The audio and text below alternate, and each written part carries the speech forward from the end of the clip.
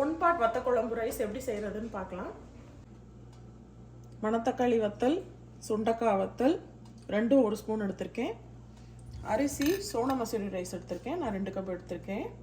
நல்லெண்ணெய் ஒரு 3 ஸ்பூன் நல்லெண்ணெய் போட்டுடலாம்.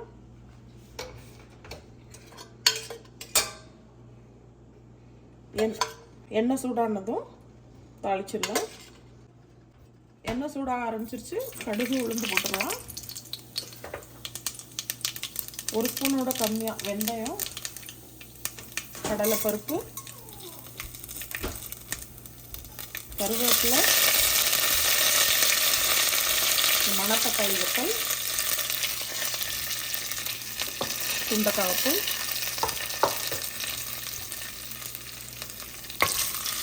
அடுப்பு கம்மியாக வச்சுட்டு வதக்கிடலாம். நல்லா வதங்கிருச்சு. இப்போ வெங்காயம் போட்டுடலாம்.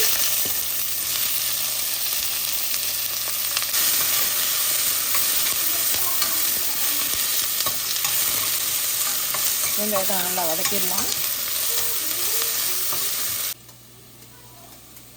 வெங்காயம் வதங்கிடுச்சு. இப்போது 1 ஸ்பூன் மஞ்சள் தூளும்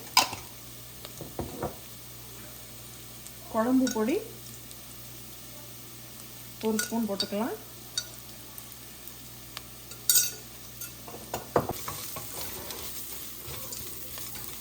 குழம்பு பொடி சேர்த்து வதக்கும்போது நல்லா வாசனை நல்லா வரும்.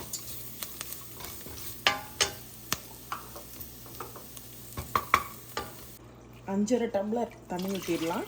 2 கப் அரிசிக்கு 5.5 டம்ளர் புளி தண்ணி ஊற்றுறேன். நான் புளி பேஸ்ட்டாக போடுறேன். 3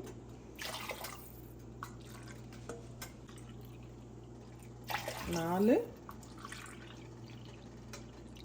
5 5.5 டம்ளர் தண்ணி ஊற்றிருக்கேன்.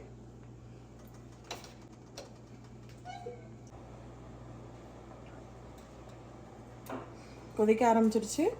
இப்போ ரைஸுக்கும் குழம்புக்கும் சேர்த்து உப்பு போட்டுடலாம். ஒரு 3/4 ஸ்பூன் குழம்புக்கு 3/4 ஸ்பூன் ரைஸுக்கு போட்டுடலாம். இல்லை கொஞ்சம் பெருங்காயத்தூள் போட்டுடலாம். நல்லா கலக்கி விட்டுக்கோங்க.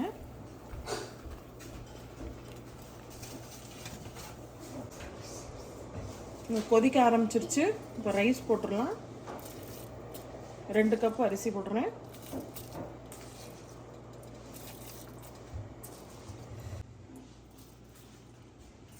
எல்லா இடத்துக்கும் போடுற மாதிரி இப்படி போட்டுடலாம்.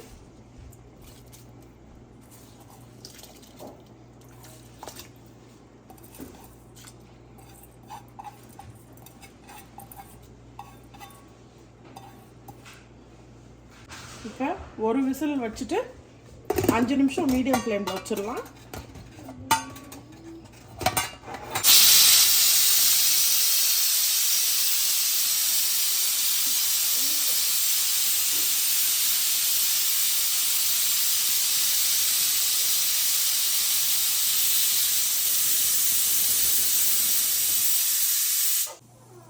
ஒரு விசில் வந்துருச்சு, மீடியம் ஃப்ளேமில் வச்சுட்டோம். இன்னொரு 5 நிமிஷம் கழிச்சு பார்க்கலாம். ப்ரெஷர் ரிலீஸ் ஆயிடுச்சு. இப்போ ஓப்பன் பண்ணி பார்க்கலாம்.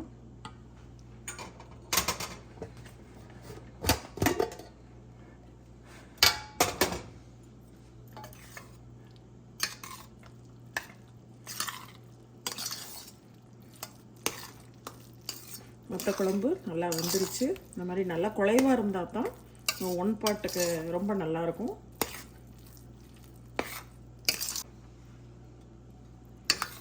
ஒன் பார்ட் ரைஸ் இப்போ ரெடி ஆகிடுச்சு. இப்போ ஒரு பாத்திரத்தில் ட்ரான்ஸ்ஃபர் பண்ணிடலாம்.